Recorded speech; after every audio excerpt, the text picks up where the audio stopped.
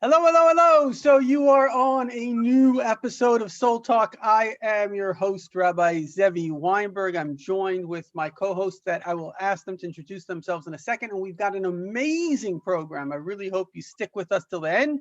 We are talking about overcoming, and especially this year has been a very, very hectic year, overcoming frustration. Amazing tips, amazing tools. We really hope that you stick with us.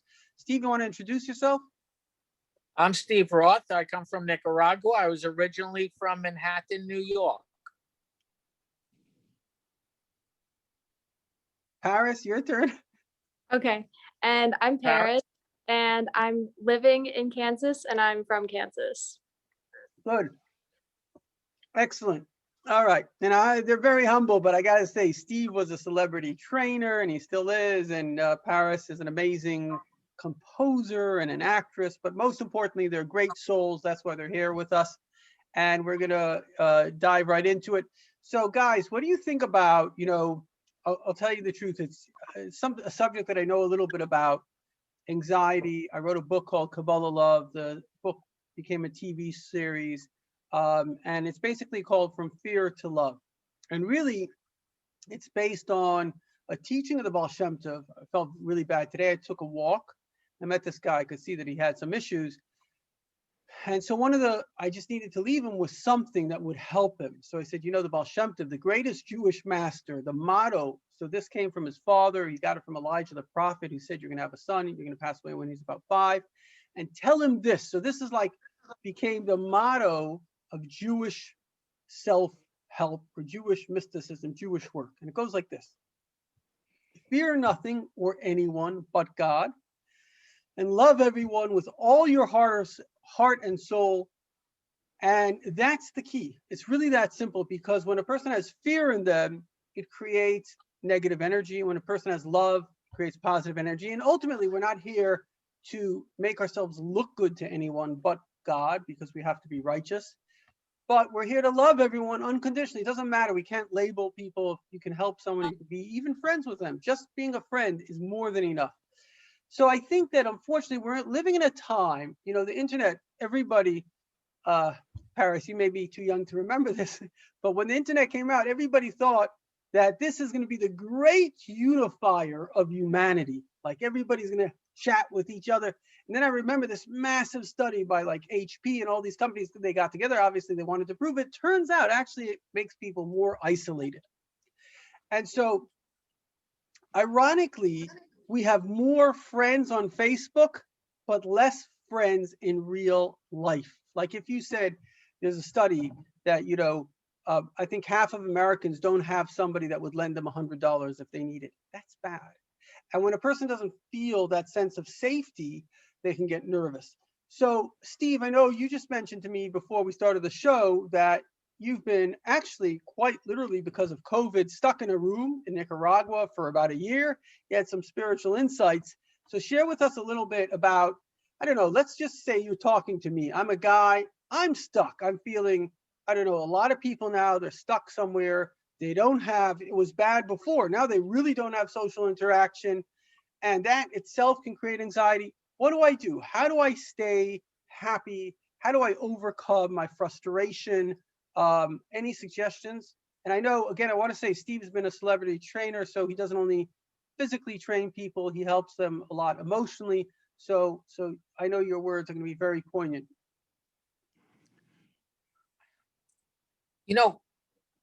Happiness comes from within, and you have to look within to get happiness.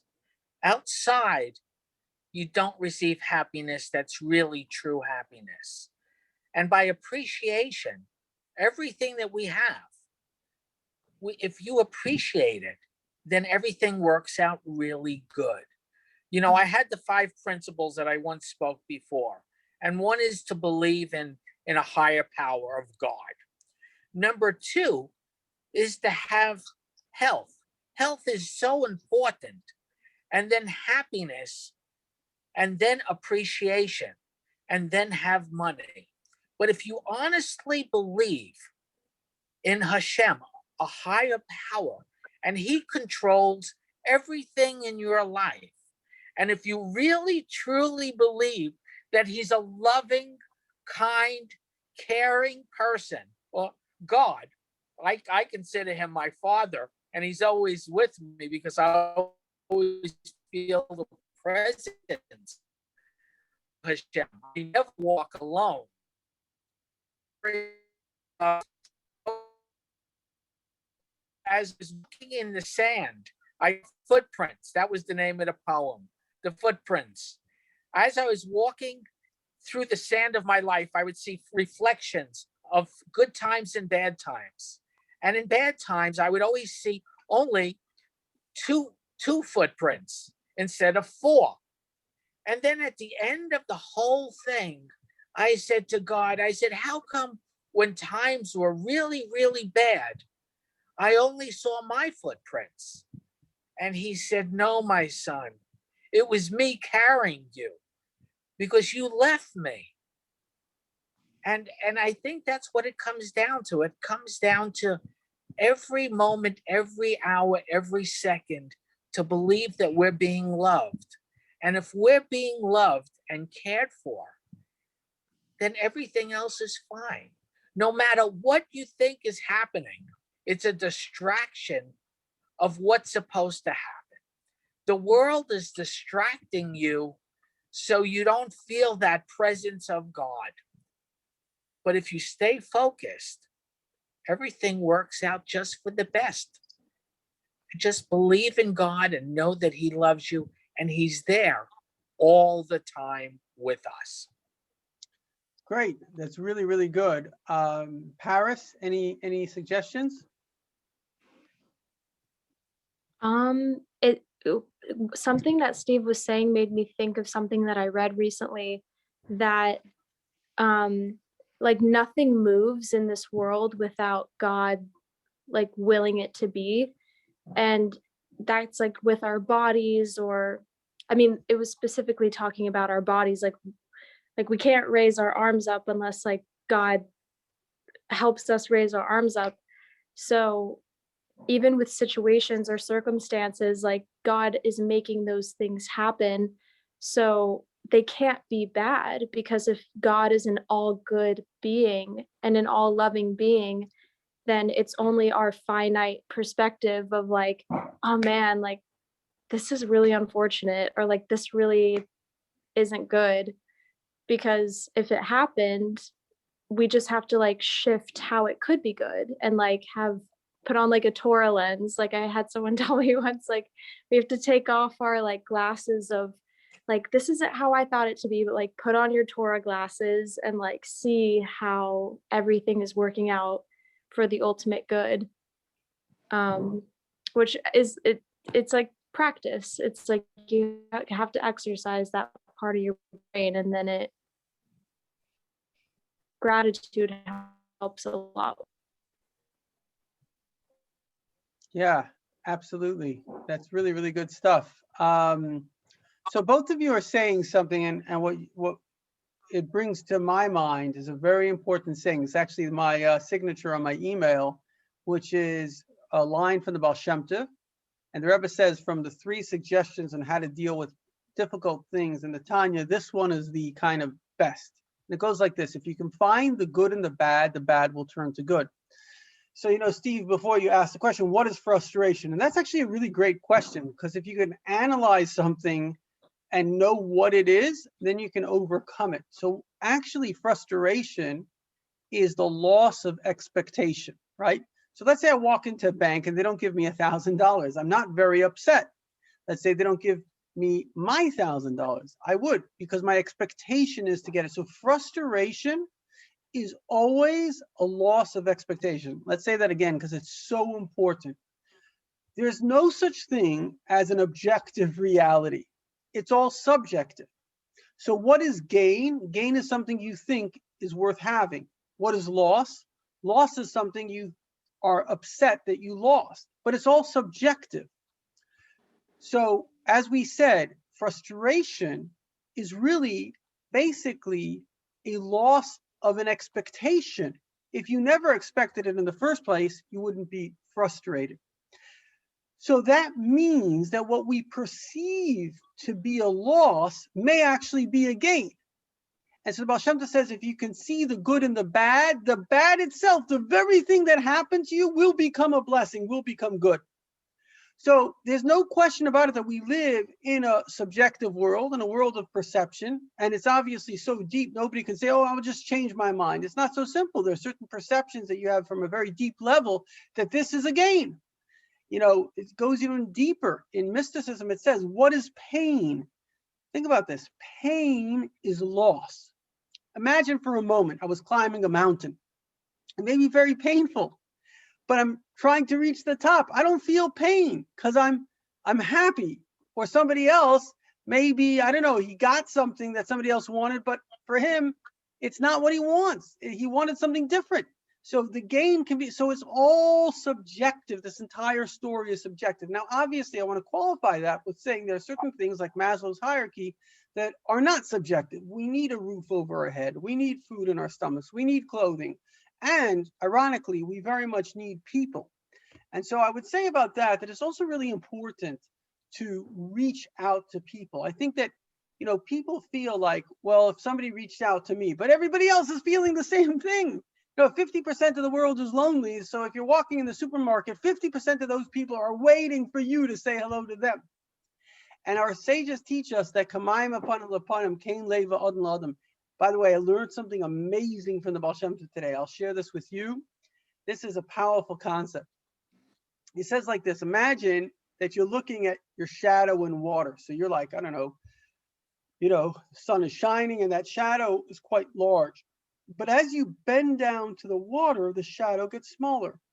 If you put your face right to the water, then it's just the size of your face.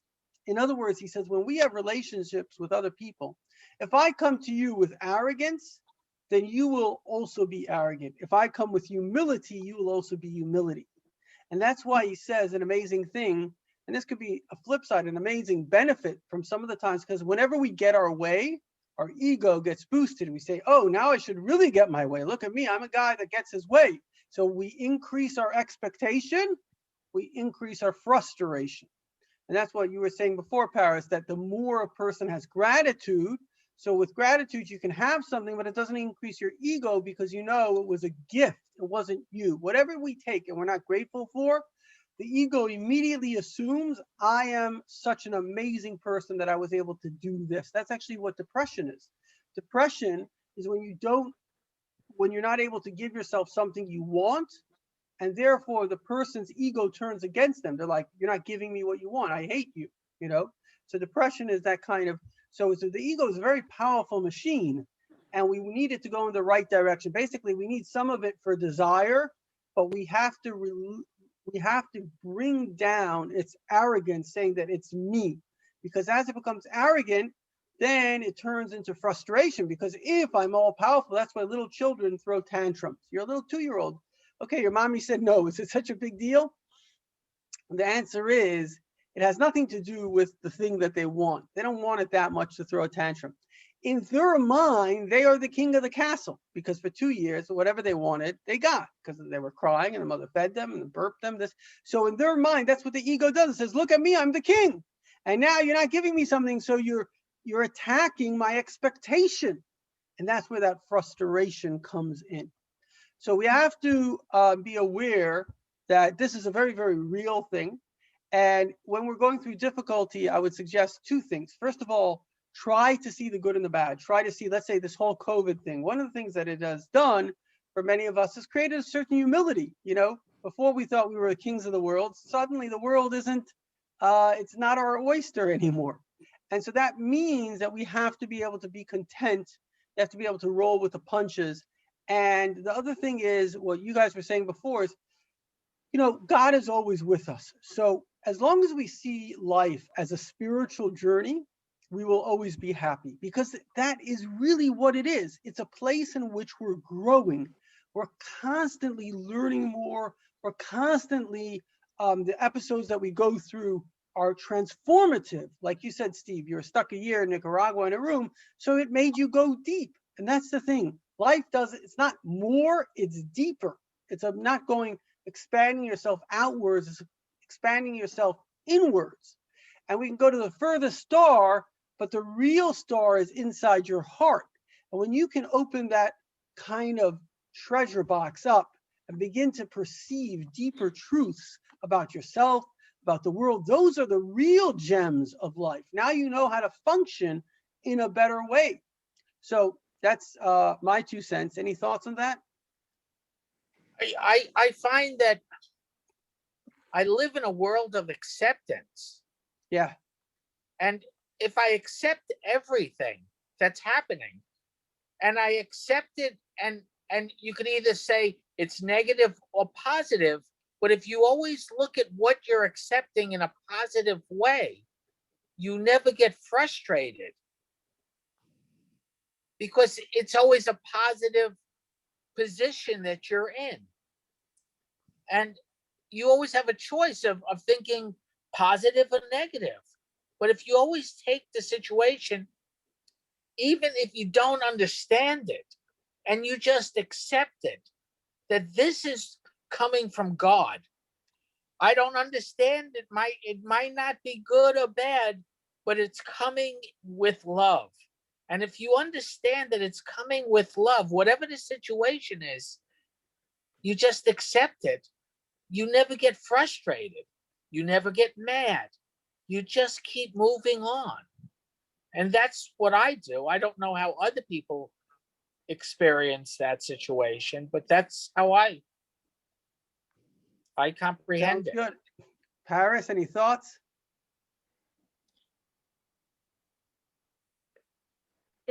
It sounds so simple when you say it, but the first thing that I thought of when you were talking was a scenario of someone in the car and that they keep hitting red lights and they're trying to get somewhere, and I would think that typically that would cause someone to be frustrated of like, why do I keep hitting red lights? Like, unless they were eventually able to laugh at it of like, okay, this is just kind of ridiculous.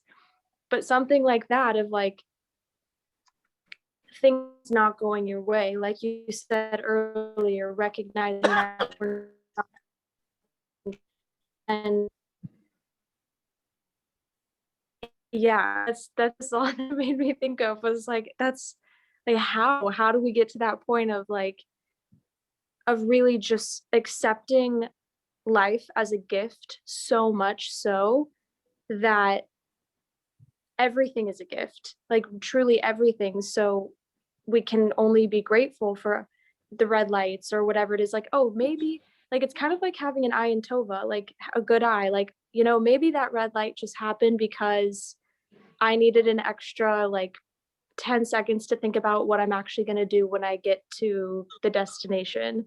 Or I don't know, just like having a good eye towards everything. Paris, did you ever hear that story about the guy that he was going up to the Twin Towers and his wife called and said his daughter just broke her leg and you need to come back to the house to take the daughter to the doctor? And that's the day that the plane hit exactly his office. He would have been dead. But Whoa. did you ever hear that story? No, that's amazing. Zevi, you hear that story ever? A number of stories. There was actually a rabbi. I've been to that synagogue, a little synagogue very close to Wall Street. And it was funny. He's like a very humble guy, like very like unassuming guy. And some reason that day he started a lecture and he went on for like, normally like after davening, he'll speak for 5 minutes. He spoke for an hour. And all the people, they're not going to get up in the middle when the rabbi's talking. All those people, that's all it was. You just needed to be there an hour later. And some of the Jews, they did slichas in the morning because of that. They were delayed. So, but you see, I want to address what Paris is also saying, like on a practical level. You see, it's all about this kind of, I would call it a seesaw between expectation and reality, right? So if I expect, for example, I lived in Africa, you're living in Nicaragua, where people are really poor. And Steve, this is the truth, right? The poorest people are the happiest. Is that correct? Yeah, very true. Right. We in the West that have so much good, people are like trying to get over the borders just to get a cleaning job in our country, and they're happy with the money and whatever. We're the ones that have suicide issues and depression, and these are the guys that they're happy. So that proves that it has nothing to do with reality. What you said before, it's an inside job.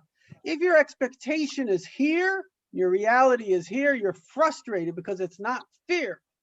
If your reality is here and your expectation is here, like I know a girl, fortunately she comes from a divorced home, and she sometimes, those people are actually quite developed, and she's just so grateful. She's like a sensitive person.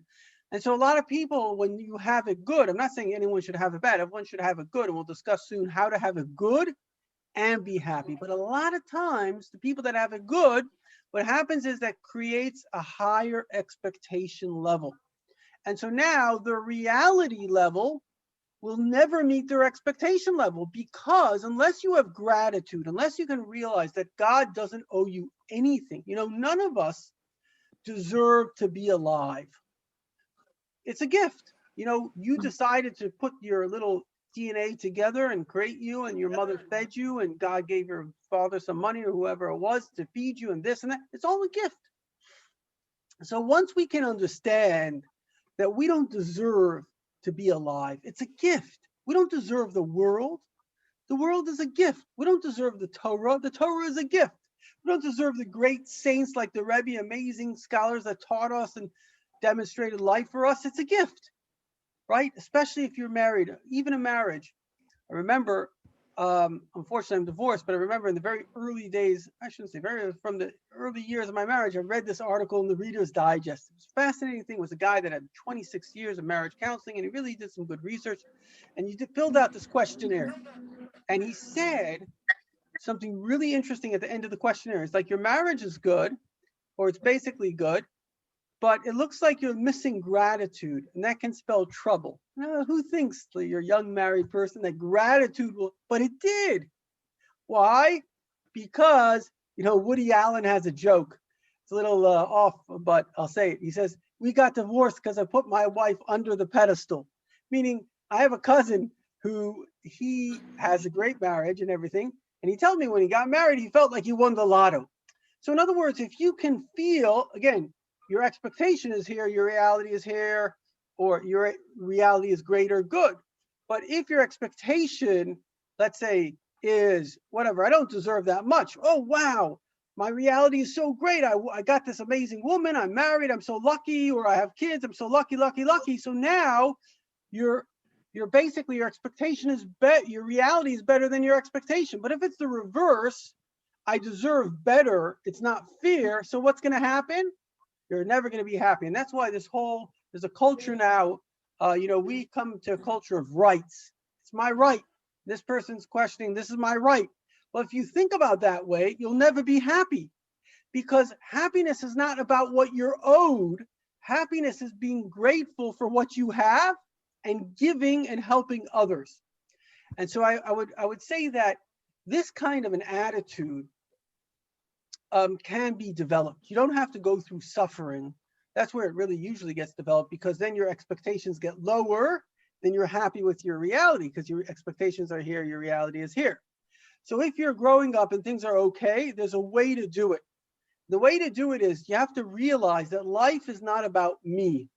I am about life. Let's say that again. Life is not about me. I am about life. You have to step out of expectation and desire for me. You have to step into the fact that you are a divine being placed in God's world to make the world a better place. And once you do that, there are many people, like people that go to Africa on these missions, and they live in terrible conditions, but they're happy. Why? Because again, they don't expect much. And not only that, they're happy because they're giving to others. So gratitude in the morning is super important. When you're grateful in the morning, as soon as you wake up, you should say at least 10 things that you're grateful for. That shifts your mentality. And again, learning that you don't always go, one of the great things, the Maharal of Prague, he was a very great rabbi, and a lot of the works of the Tanya, many works were based on his writings. So I was really impressed once the guy gave me a series of his books. So one of the things on how to deal with like bad things, right? That's a classic question. How do you deal with difficult things? So he said, that's what happens. It was like, you're in the real world. Not everything's going to go your way. That's what happens in real life. So that's why people that have it usually a little bit more difficult, they're more okay. They call it resilience, as opposed to, they call it snowflake, that a lot of children today that had it all good. So then they're like, they're so like they can't handle anything not working out. And it's a serious thing. They really can't handle it. And so it's very important. Again, this is a very powerful paradigm that I'm giving you. Remember, happiness is not about what you have. It's about the ratio of your expectations and your reality. If your expectations are here, your reality is here. In other words, you feel luckier than unlucky, you're going to be happy. But if you reverse it and you say, no, I deserve more, it's not fair, so your reality now goes down, then you're going to be unhappy. And that is only up to you. And basically, as Rabbi Twersky, great rabbi, he passed away. He was a psychiatrist for over 50 years. He wrote over 80 books. And they often asked him about happiness. He says, there's one way to be happy, and that's to be spiritual. Because if you're physical, no matter what you have, your expectations rise, and your reality will never meet your expectations. But if you're spiritual, no matter what you have an amazing life. And I would say that's perhaps Steve and Paris, why you guys are happy, because you're spiritual people. You're thinking about God. You're thinking about bigger things than just what kind of sneakers do I have. Any thoughts on that? The only thing I was thinking of is when you were talking about expectations. I didn't have expectations. I just had acceptance. And then once I had acceptance, I had appreciation. And then everything just works out fine. That's true. If you can accept reality, again, it's when we don't accept reality and we're angry, that's when it's not going to be good. In fact, the Baal Shem Tov has an amazing teaching. He says the way to beat anger, and a lot of people, they're holding on to resentment, is through joy and love. Just be happy, just dance, just love. Because you can't, like if you pour cold water in a hot pot, it's going to cool down. If you're boiling, but you add joy and you add love, you're pouring that beautiful cold water onto your heat, you'll be fine. So again, don't think about vengeance. Don't get rid of those thoughts. Just be happy, just be loving, and automatically you'll overcome this stuff. And yes, the world is not a fair place, but you know what? This guy, Milton Friedman, was a great kind of capitalist, an economist. I think he was Secretary of Commerce for a while. And somebody once said to him, in one of a lot of videos of him speaking to university students, it's like, it's not fair. In fact, I think it was maybe that Michigan, was that Jewish guy who was running for president? I forgot, like communist. Anyway, it's not fair. So you know what he said? He said a brilliant thing. He says, you know what? We are lucky that we don't get what we deserve. Really, do we deserve everything we have? We have infinitely more than we deserve.